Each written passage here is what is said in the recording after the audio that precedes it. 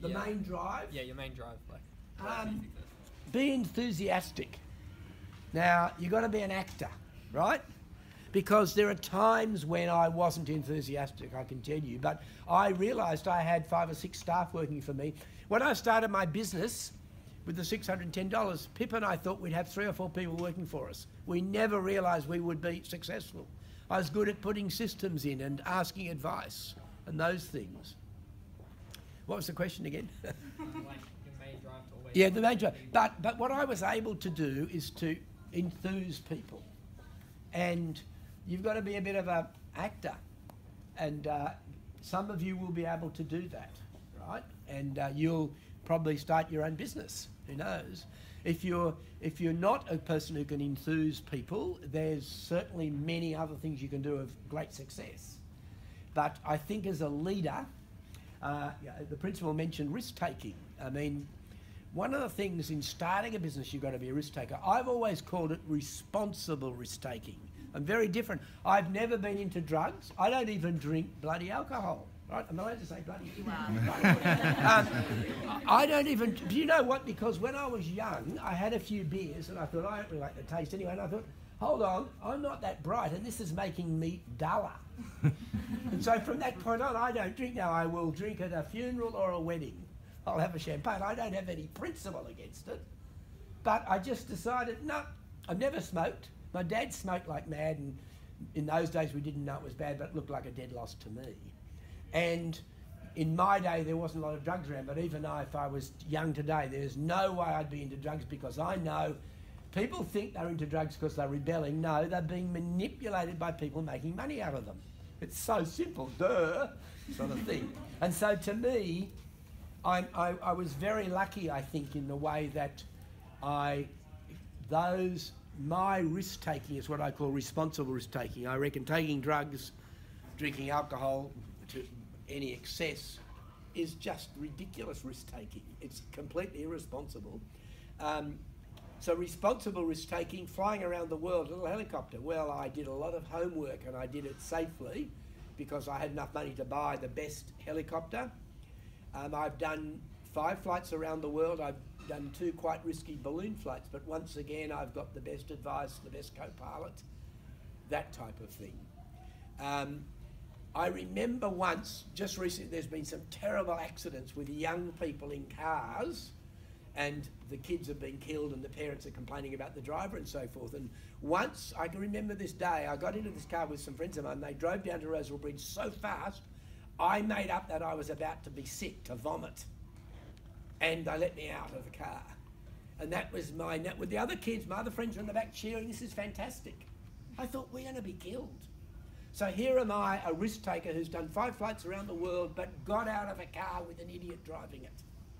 The other thing I can say is I've always thought it will happen to me. It's interesting, most people, when something happens, I never thought it would happen to me. I've always thought that it would happen to me. And my advice to you about risk-taking, anything like that, it will happen to me.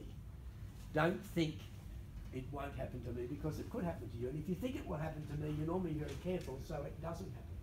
So far it hasn't happened to me. One more, maybe? This one. Yeah. Yep. How do you push past all the negativity or the tough critics? The amount of pressure that gets put on you?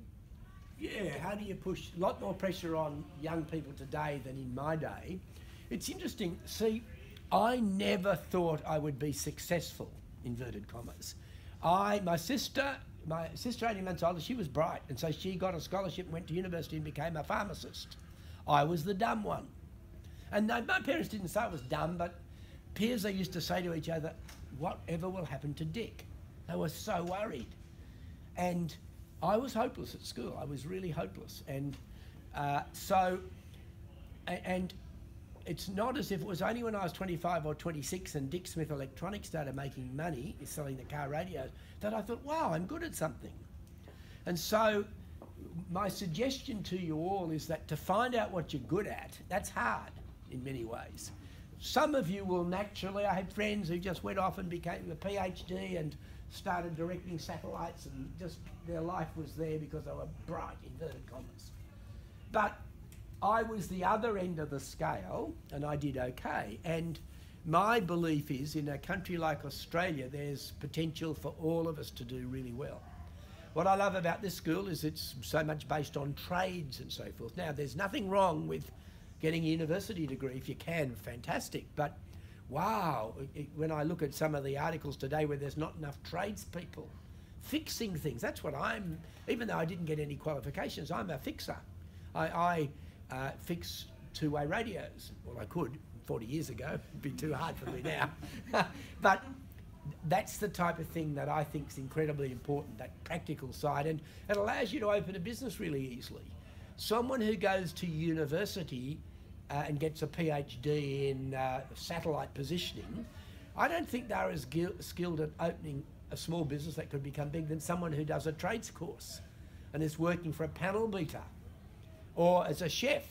Look at the money that these chefs are making, the top chefs in the world. So to me, and also you need entrepreneurs. You can have a certain number of people who work for people, but you need people who create jobs.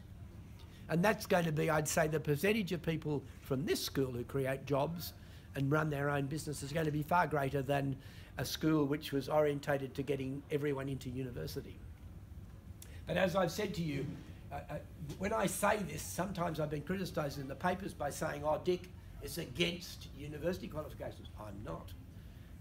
My thing is get any qualification you can, because that's how you're going to be judged, in the fact that you put hard work in.